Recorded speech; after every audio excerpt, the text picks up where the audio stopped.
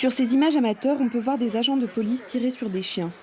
Une pratique courante en Tunisie pour éviter la prolifération des chiens errants dans les rues et aussi les risques de morsures entraînant la rage. Certaines municipalités tuent plusieurs centaines de chiens par an. Noël est présidente d'une association de défense des animaux. C'est un mâle ça? Ok, tu vas aller dans la cage, petit cœur. Tiens. Elle encourage les municipalités à faire plus d'opérations de capture et de vaccination pour éviter l'abattage.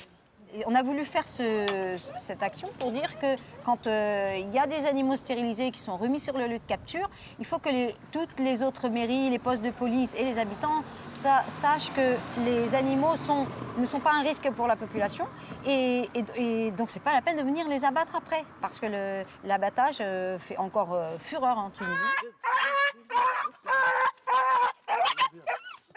C'est aussi l'avis de vétérinaires bénévoles, comme ceux qui se sont associés à la municipalité de Lariana à Tunis.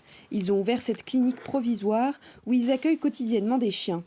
On les vaccine contre la rage, on les identifie avec une boucle à l'oreille et on les remet dans le territoire.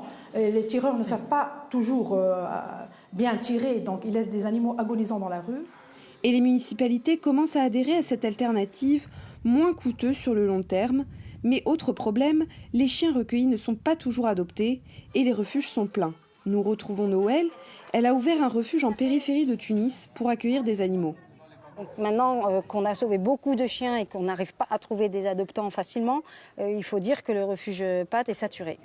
Voilà, on l'a affiché sur notre page. On explique aux gens qui nous appellent qu'on ne peut pas les prendre au refuge, mais qu'on aide à trouver des adoptants ou des familles d'accueil.